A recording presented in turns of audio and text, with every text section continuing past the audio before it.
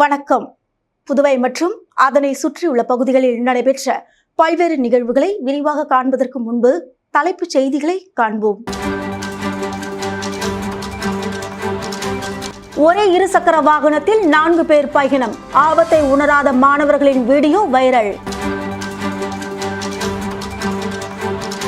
பெரிய முதலியார் சாவடியில் கடல் சீற்றம், இடிந்து விழும் அபாயத்தில் தங்கும் விடுதிகள். டெம்போ நிறுத்தத்தில் போக்குவரத்து காவல்துறையினர் திடீர் சோதனை, ஆவணங்கள் இல்லாத டெம்போக்களுக்கு அபராதம். இனி விரிவான செய்திகள். டெம்போ ஓட்டுநர்கள் போக்குவரத்து விதிகளை மீறுவதாக வந்த புகாரை தொடர்ந்து புதிய பேருந்து நிலைய டெம்போ நிறுத்தத்தில் போக்குவரத்து காவல்துறையினர் திடீர் சோதனை நடத்தி ஆவணங்கள் இல்லாத டெம்போக்களுக்கு அபராதம் விதித்தனர். புதுச்சேரி நகர பகுதியில் 100க்கும் மேற்பட்ட டெம்போக்கள் இயக்கப்பட்டு வருகின்றன. இந்த நிலையில் சில டெம்போ ஓட்டுநர்கள் போக்குவரத்து விதிகளை மீறி கவனக்குறைவாக வாகனங்களை இயக்கி பொதுமக்களை அச்சுறுத்துவதாகவும், அளவுக்கு அதிகமாக பயணிகளை ஏற்றி செல்வதாகவும், வாகனங்களை முறையாக பராமரிக்காததால் அடிக்கடி விபத்துகள் ஏற்படுவதாகவும் போக்குவரத்து காவல்துறைக்கு தொடர்ந்து புகார்கள் வந்தன.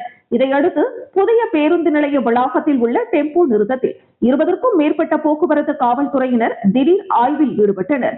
அப்போது டெம்போ ஓட்டுநர்கள் போக்குவரத்து விதிமுறைகளை முறையாக பின்பற்றுகிறார்களா, ஓட்டுநர் உரிமம், வாகன பதிவு, இன்சூரன்ஸ் உள்ளிட்ட ஆவணங்கள் சரியாக உள்ளனவா, மது அருந்திவிட்டு வாகனம் இயக்குகிறார்களா என்பது குறித்து காவல்துறையினர் தீவிரமாக சோதனை மேற்கொண்டனர்.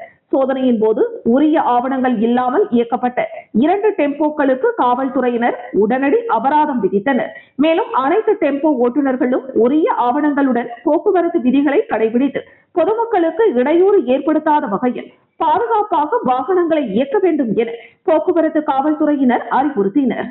புதுச்சேரியில் ஒரே இருசக்கர வாகனத்தில் பள்ளி மாணவர்கள் 3 பேர் உட்பட 4 பேர் ஆபத்தான முறையில் பயணம் மேற்கொண்டதுடன் பின்புறம் கால் வைக்கும் பகுதியில் மாணவர் ஒருவர் தொங்கியபடி பள்ளிக்கு செல்லும் வீடியோ வெளியாகி வைரலாகி வருகிறது. புதுச்சேரி திருக்காஞ்சியிலிருந்து தவளக்குப்பம் செல்லும் சாலையில் பள்ளி மாணவர்கள் 3 பேர் மற்றும் இருசக்கர வாகனத்தை ஓட்டி செல்லும் நபர் ஒருவர் என 4 பேர் ஒரே இருசக்கர வாகனத்தில் சாலையில் அதிவேகமாக சென்றனர். அதன்படி வாகனத்தை ஓட்டும் நபர் மற்றும் பள்ளி மாணவர்கள் 2 பேர் பின்னே உள்ள சீட்டில் அமர்ந்தபடியும் மற்றொருவர் இருசக்கர வாகனத்தின் பின்பு கால் வைக்கும் பகுதியில் நின்றபடி ஆபத்தான முறையில் பயணம் செய்தனர். இதனை சமூக ஆர்வலர் ஒருவர் வீடியோவாக பதிவு செய்து வெளியிட்ட நிலையில் இந்த வீடியோ தற்போது வைரலாகி வருகிறது. மாணவர்கள் ஆபத்தை உணராமல் இதுபோன்ற செயல்களில் ஈடுபடுவதால் பல்வேறு உயிரிழப்பு ஏற்படுகிறது. மேலும் நேற்று முன்தினம் இருசக்கர வாகனத்தில் சென்ற பள்ளி மாணவர் வேன் மோதி உயிரிழந்த நிலையில் புதுச்சேரியில் ஆபத்தை உணராமல் பள்ளி மாணவர்கள் இருசக்கர வாகனத்தில் சென்று விபத்து ஏற்படுவது தொடர்கதையாகி உள்ளது. எனவே இதனை தடுக்க போக்குவரத்து காவல்துறையினர் நடவடிக்கை எடுக்க வேண்டும் என்பதே அனைவரின் கோரிக்கையாக உள்ளது. பெரிய முதலியார் சாவடியில் கடல் சீற்றம் காரணமாக இடிந்து விழும் அபாயத்தில் கடற்கரை தங்கும் விடுதிகள் அமைந்துள்ளன. கோட்டக்குப்பம் அருகே உள்ள பெரிய முதலியார் சாவடி கடற்கரை பகுதியில் இன்று அதிகாலை திடீரென ஏற்பட்ட கடல் சீற்றம் அப்பகுதியில் பெரும் பரபரப்பை ஏற்படுத்தியது. கடல் நீர் சுமார் 20 மீட்டர் வரை கரை பகுதிக்குள் புகுந்ததால் கடற்கரையோரத்தில் இயங்கி வந்த தங்கும் விடுதிகள் மற்றும் கடைகளுக்கு சேதம் ஏற்பட்டுள்ளது. பெரிய முதலியார் சாவடியில் ஏராளமான கெஸ்ட் ஹவுஸ்கள் செயல்பட்டு வருகின்றன. தினமும் நூற்றுக்கணக்கான சுற்றுலா பயணிகள் கடற்கரையை ஒட்டியுள்ள இந்த விடுதிகளில் தங்கி ஓய்வெடுத்து வருகின்றனர். இந்த நிலையில் கடல் சீற்றம் காரணமாக கடல் நீர் விடுதிகளுக்குள் புகுந்ததால் கடுமையான மண் அரிப்பு ஏற்பட்டது.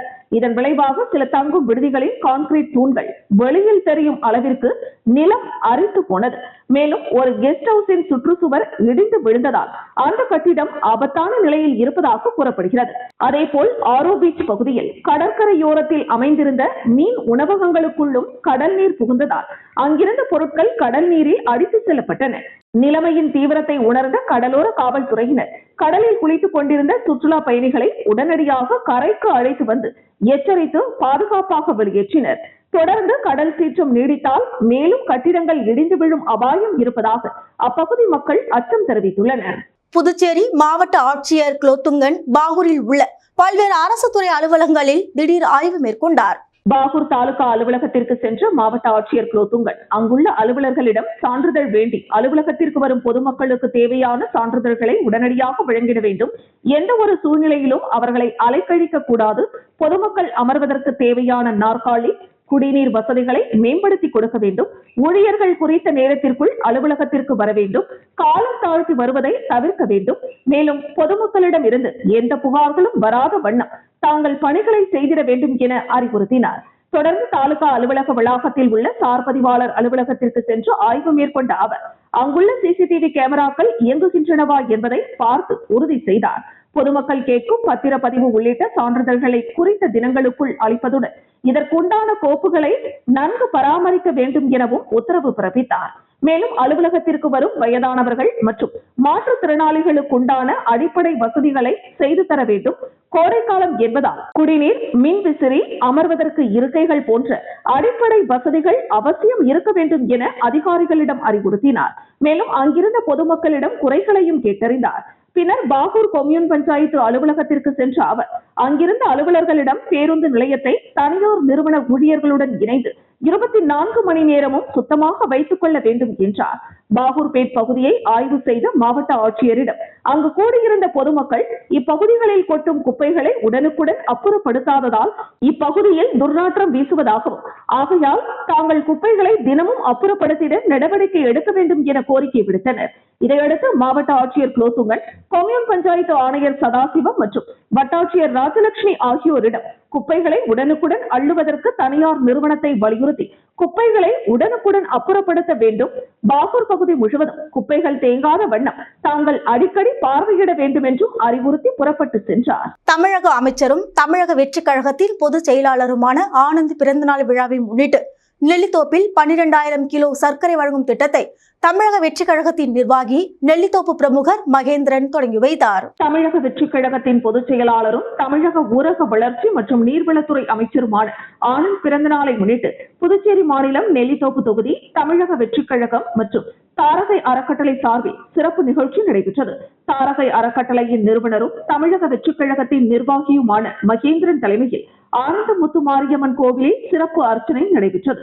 தொடர்ந்து நெல்லித்தோப்பு தொகுதியில் உள்ள பொதுமக்களுக்கு ஒரு குடும்பத்திற்கு 1 கிலோ வீதம் மொத்தம் 12,000 கிலோ சர்க்கரை வீடு வீடாக வழங்கும் திட்டம் தொடங்கப்பட்டது. மேலும் தமிழக வெற்றிக் கழகத்தின் கொள்கைகள் மற்றும் தாரகை அறக்கட்டளை மூலம் வழங்கப்படும் இலவச பயிற்சி வகுப்புகள், சமூக சேவைகள் குறித்த தகவல்களை பொதுமக்களிடம் கொண்டு சேர்க்கும் வகையில் விழிப்புணர்வு துண்டு பிரசுரங்களும் வழங்கப்பட்டன. இதன் தொடக்கமாக நெல்லித்தோப்பு தொகுதியின் பூத் எண் 9 பிள்ளைத்தோட்டம் பகுதியில் துண்டு பிரசுரங்கள் விநியோகிக்கப்பட்டன. அப்போது அப்பகுதி மக்கள் தாரகை அறக்கட்டளை நிறுவனர் மகேந்திரனுக்கு சால்வை அணிவித்து மாலை அணிவித்து உற்சாக வரவேற்பு அளித்தனர். இந்த நிகழ்ச்சியில் புதுச்சேரி மாநில தமிழக வெற்றிக் கழக தலைமை நிர்வாகி புதியவன், சமூக ஊடக பிரிவு இணை ஒருங்கிணைப்பாளர் நிரேஷ், நெல்லித்தோப்பு தொகுதி தலைமை கழக நிர்வாகி செந்தில்குமார், மோரிஸ் உள்ளிட்ட கட்சி நிர்வாகிகள் மற்றும் ஏராளமான பொதுமக்கள் கலந்து கொண்டனர். புதுச்சேரி அருகே பட்டானூரில் கோலாகல ஜெகநாதர் தேர் திருவிழா நடைபெற்றது. ஒரிசாபுரி ஆலயத்தை ஒத்த பிரம்மாண்ட கோவில் கட்டும் பணி தீவிரமாக நடைபெற்று வருகிறது. புதுச்சேரி அருகே தமிழக எல்லை பகுதியான பட்டானூரில் அமைந்துள்ள ஸ்ரீ ஜெகநாதர் ஆலயத்தில் உலக புகழ்பெற்ற ஒடிசா மாநிலம் பூரி ஜெகநாதர் ஆலயத்தை போலவே ஆண்டுதோறும் நடைபெறும் தேர் திருவிழா பக்தி பரவசத்துடன் நடைபெற்றது. உலக புகழ்பெற்ற பூரி ஜெகநாதர் ஆலயத்தின் தேர் திருவிழாவை முன்மாதிரியாக கொண்டு நடைபெறும் இந்த விழாவில் ஸ்ரீ ஜெகநாதர், அவரது அண்ணன் ஸ்ரீ பலராமர் மற்றும் தங்கை சுபத்ரா ஆகிய மூவரும் பல வண்ண பட்டாடைகள் மற்றும் மலர் அலங்காரங்களால் சிறப்பாக அலங்கரிக்கப்பட்ட தேரில் எழுந்தருளி பக்தர்களின் கோஷங்கள் முழங்க நகர்வலம் வந்தனர். தேர் திருவிழாவை தொடர்ந்து ஜெகநாதர் தனது அண்ணன் பலராமர் மற்றும் தங்கை சுபத்ராவுடன் அத்தை குண்டிச்சா கோவிலுக்கு எழுந்தருளி 9 நாட்கள் தங்கி ஓய்வு எடுப்பது ஐதீகமாகும்.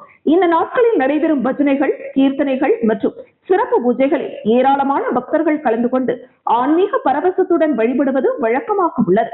அதனைத் தொடர்ந்து 10வது நாளில் மீண்டும் தேரில் எழுந்தருளி பக்தர்களுக்கு அருள் பாலித்தபடி ஆலயத்தை வந்தடைவார்கள்.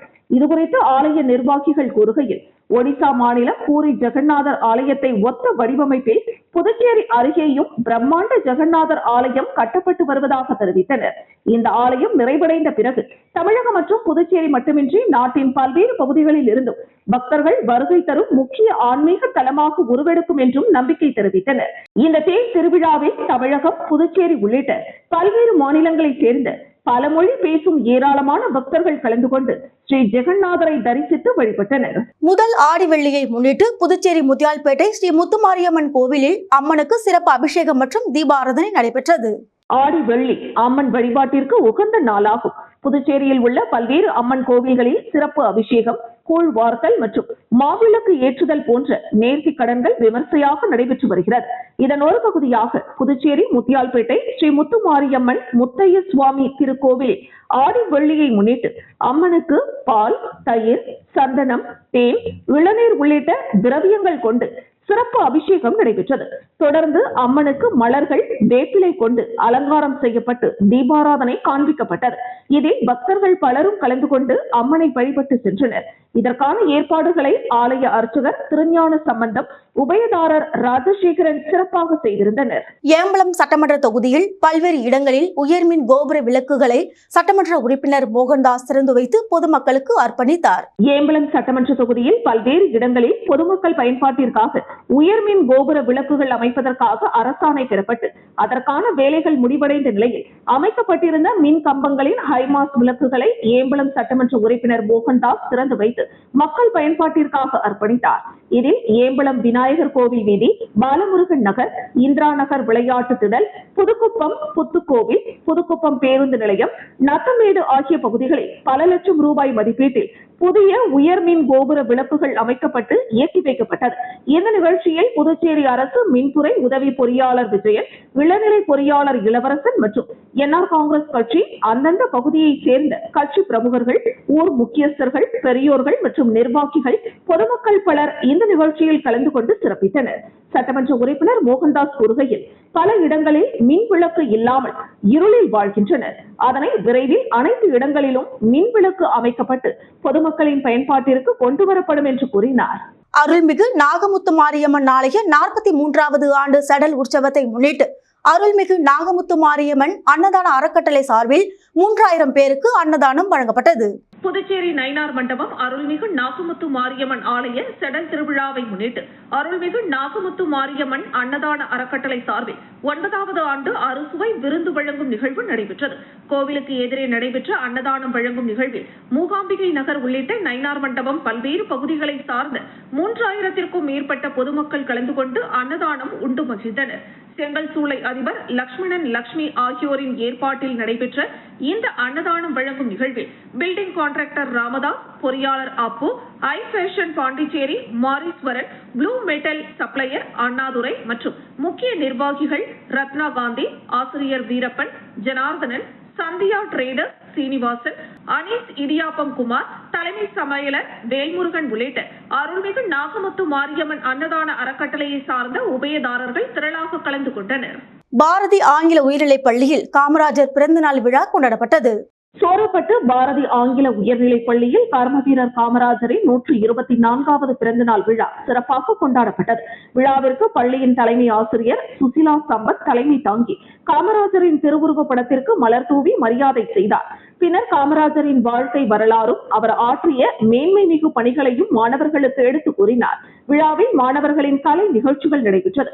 மாணவர்களும் காமராஜரின் வாழ்க்கை வரலாற்றை மேற்கோள் காட்டி சொற்பொழிவு, கவிதை, பாடல் ஆகியவற்றின் மூலம் காமராஜரின் பெருமையை மேம்படுத்தினர். காமராஜரின் பிறந்த நாளை முன்னிட்டு மாணவர்களுக்கு பேச்சு போட்டி, கட்டுரை போட்டி, கவிதை வாசித்தல், ஓவியத்திற்கு வண்ணம் தீட்டுதல் போன்ற போட்டிகள் நடைபெற்றது. அதில் வெற்றி பெற்ற மாணவர்களுக்கு பள்ளியின் தலைமை ஆசிரியர் சுசிலா சம்பத் பரிசுகள் வழங்கி பாராட்டினார். விழாவின் முடிவில் நிர்வாக இயக்குனர் ஹரிஷ் நன்றி கூறினார். விழாவிற்கான ஏற்பாடுகளை சமுதாய நலப்பணி திட்ட மாணவர்கள் மற்றும் ஆசிரியர்கள் செய்திருந்தனர். அருள்மிகு நாகமுத்து மாரியம்மன் ஆலய 43வது ஆண்டு செடல் உற்சவத்தை முன்னிட்டு முருகன் சத்யாபதி தம்பதியினர் சார்பில் 3000 பேருக்கு அன்னதானம் வழங்கப்பட்டது. புதுச்சேரி நயினார் மண்டபம் அருள்மிகு நாகமுத்து மாரியம்மன் ஆலய செடல் திருவிழாவை முன்னிட்டு நயினார் மண்டபம் முருகன் சத்யபதி தம்பதியர் சார்பில் 17வது ஆண்டு அறுசுவை விருந்து வழங்கும் நிகழ்வு நடைபெற்றது. கோவிலுக்கு அருகே நடைபெற்ற அன்னதானம் வழங்கும் நிகழ்வில் நயினார் மண்டபம் உள்ளிட்ட பல்வேறு பகுதிகளை சார்ந்த 3000த்திற்கும் மேற்பட்ட பொதுமக்கள் கலந்து கொண்டு அன்னதானம் உண்டு மகிழ்ந்தனர். அன்னதானம் வழங்கும் நிகழ்வுக்கான ஏற்பாடுகளை நயினார் மண்டபத்தை சேர்ந்த முருகன் சத்யவதி தம்பதியினர் தொடர்ந்து 17 ஆண்டுகளாக தங்களது சொந்த செலவில் அன்னதானம் வழங்கி வருகிறார்கள் என்பது குறிப்பிடத்தக்கது. இரட்டனை திரௌபதி அம்மன் ஆலயத்தில் அக்னி வசந்த பெருவிழாவின் ஒரு பகுதியாக தீமிதி திருவிழா சிறப்பாக நடைபெற்றது. திண்டிவனம் அடுத்த ரெட்டனை கிராமத்தில் உள்ள திரௌபதி அம்மன் ஆலயத்தில் அக்னி வசந்த பெருவிழா கடந்த மாதம் 26ஆம் தேதி கொடியேற்றத்துடன் துவங்கியது.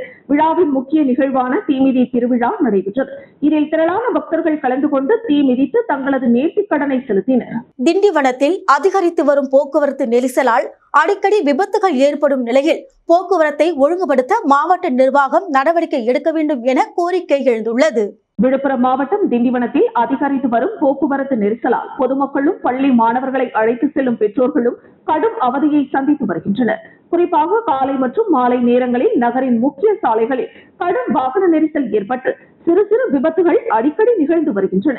இந்த நிலையில் இன்று காலை காமாட்சி அம்மன் கோவில் புது மசூதி சாலை சந்திப்பில் இருசக்கர வாகனத்தில் சென்ற தம்பதியர் மீது மற்றொரு வாகனம் மோதியதில் இருவரும் படுகாயமடைந்தனர். இந்த விபத்தால் அப்பகுதியில் சிறிது நேரம் போக்குவரத்து பாதிக்கப்பட்டது. காமாட்சி அம்மன் கோவில் வீதியில் இருந்து வரும் வாகனங்கள் எச்சரிக்கை ஒலிப்பானை பயன்படுத்தாமல் திடீரென திரும்புவதால் அடிக்கடி விபத்துகள் நடைபெறுவதாக அப்பகுதி மக்கள் குற்றம் சாட்டுகின்றனர். எனவே திண்டிவனம் நகரின் போக்குவரத்து நெரிசல் அதிகம் காணப்படும் பகுதிகளில் காவல்துறையினரை நிரந்தரமாக பணியமர்த்தி போக்குவரத்தை ஒழுங்குபடுத்த மாவட்ட நிர்வாகம் நடவடிக்கை எடுக்க வேண்டும் என பொதுமக்கள் கோரிக்கை விடுத்துள்ளனர். மீண்டும் தலைப்புச் செய்திகள். ஒரே இருசக்கர வாகனத்தில் 4 பேர் பயணம், ஆபத்தை உணராத மாணவர்களின் வீடியோ வைரல். பெரிய முதலியார் சாவடியில் கடல் சீற்றம், இடிந்து விழும் அபாயத்தில் தங்கும் விடுதிகள். டெம்போ நிறுத்தத்தில் போக்குவரத்து காவல்துறையினர் திடீர் சோதனை, ஆவணங்கள் இல்லாத டெம்போக்களுக்கு அபராதம். இத்துடன் செய்திகள் நிறைவடைகின்றது. உங்களிடமிருந்து விடைபெறுவது ஜானகி. செய்திகளை உடனுக்குடன் தெரிந்து கொள்ள கமலா தொலைக்காட்சியின் சமூக வலைதளத்தை பின்பற்றவும். நன்றி, வணக்கம்.